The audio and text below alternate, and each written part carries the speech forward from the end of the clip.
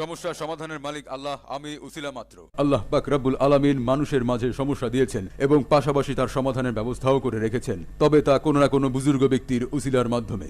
সকল সমস্যা সমাধানের মালিক একমাত্র আল্লাহ রব্বুল আলামিন, আমি নামে মাত্র উসিলা। আজকের এই সফলতা হুজুরের এই দীর্ঘ সময় কঠোর আধ্যাত্মিক অনুশাসনের মধ্য থেকে আধ্যাত্মিক ও জালালি সাধনার বদৌলতে ইস্তেখারা, ইন্দ্রজাল, বশীকরণ বিদ্যা ও ঐশ্বরিক দুর্বল দুষ্প্রাপ্য রত্নদ্রব্য হাসিল করেছেন, যার সমন্বয়ে মহা শক্তিশালী তদবিরের মাধ্যমে মানব জীবনের যত বড় কঠিন সমস্যা হোক না কেন অতি স্বল্প সময়ে সফলতার আলোকে সমাধান দিয়ে থাকেন ইনশাআল্লাহ। হুজুরের এই ঐশ্বরিক ও আধ্যাত্মিক ক্ষমতার বলে আপনি পৃথিবীর যে প্রান্তে থাকুন না কেন, আপনার মনের সুপ্ত বাসনা অবশ্যই পূর্ণ হবে ইনশাআল্লাহ। হুজুরের পূর্বপুরুষ সকলেই ছিলেন কামেল। হুজুর আজমির শরীফ, নিজামুদ্দিন আউলিয়ার মাজার, সিলেটের হজরত শাহজালাল রহমতুল্লাহ আলাইহ, চীনের তিব্বত, নেপালের হিমালয় ও কোহেকাপের আধ্যাত্মিক শক্তি এবং তান্ত্রিক বিদ্যা অর্জন করে এখন বাংলাদেশে সম্মানিত সারা বিশ্বের মুসলিম জাতির প্রতি রইল আসসালামু আলাইকুম। হিন্দু জাতির প্রতি রইল আমাদের পক্ষ থেকে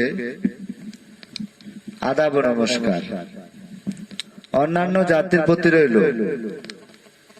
আমাদের পক্ষ থেকে আন্তরিক শুভেচ্ছা ও ভালোবাসা।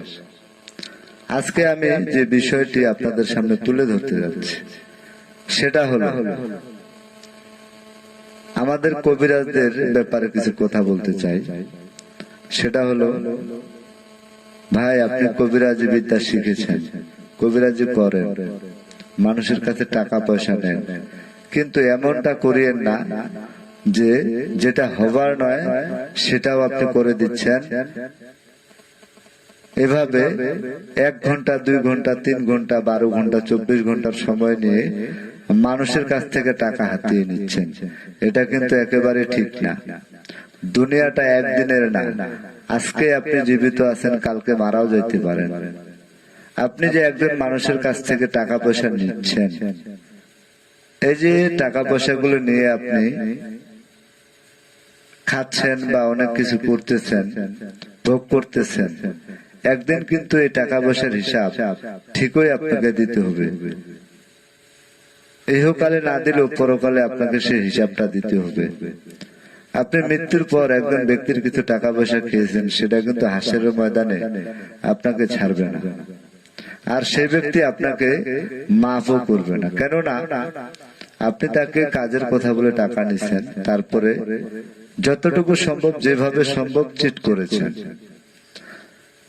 আপনাদের মতো 2-1 জন প্রতারকের জন্য সারা বিশ্বে, সারা বাংলায় আজকে কালো ছায়া নেমে এসেছে, কবিরাজদের নামে আধার নেমে এসেছে। কেন ভাই? আমরা কি দোষ করেছি? কর্ম করার মতো অনেক রাস্তা রয়েছে ভাই। যে যেটা কর্ম শিখেছেন সে কর্মটাই করবেন।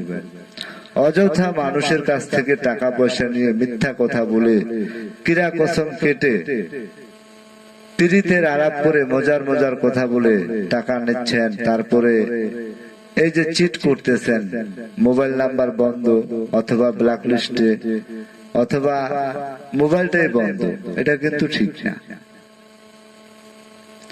আপনি অনেক কবিরাজ তো প্রতারক, সেটা আছে। আমাদের কিছু কবিরাজ আমরা রয়েছি, আমি কিছু কিছু কাজ পারি, কিছু কিছু তদবির বা চিকিৎসা বা যে ভাষায় আপনি বুঝেন না কেন, যেটা পারি সেটা তো করতে পারি। কিন্তু হয়তো দেখা গেল আজকে আমি একটা কাজ পারি না, সে কাস্টমারটা আমার কাছে এসেছে বা আমার বাড়িতে এসেছে বা আমার মোবাইলে কল দিয়ে পরামর্শ করেছে। আমি কিন্তু যেটা আমার দ্বারা সম্ভব না, আমি সরাসরি বলে দিই, ভাই আমি এই কাজটা করতে পারি না, বা এটা আমার পক্ষে করা সম্ভব না, আপনি অন্য কোথাও চেষ্টা করেন। তাহলে আমার মনে হয় কাস্টমারটা আপনাকে সম্মান করবে। যদিও আপনি তার কাজ না করেন, তার চোখে আপনি সম্মানের দৃষ্টিতে থাকবেন, আপনাকে সারা জীবন শ্রদ্ধা করবে, সম্মান দিবে। আর এই যে 2000, 4000, 5000 টাকা মানুষের কাছ থেকে নিয়ে আপনি এই যে চিট ব্যবসা করেন, এটা একেবারে ঠিক না। আপনি যে কাজটা পারেন, লিগালে বাস্তবে যে কাজটা পারেন, আপনি সেটার জন্য 10 টাকার জায়গায় কাস্টমারের কাছে যদি 20 টাকাও নিয়ে থাকেন, তারপরেও সেটা মেনে নেওয়া যায়।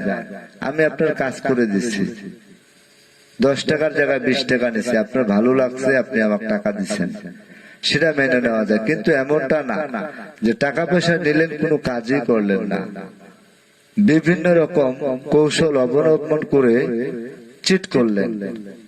আর এরকম দু একজন প্রতারকের জন্য আর দু একজন কবিরাজের জন্য সারা বিশ্বের, সারা বাংলার কবিরাজদের নামে আজকে বদনাম।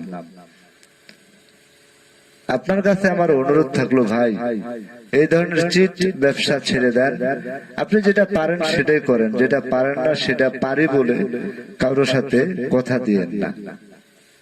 বেশি কিছু আমি বলতে চাচ্ছি না, কারণ আমি একজন সাধারণ কবিরাজ, ছোট্ট কবিরাজ।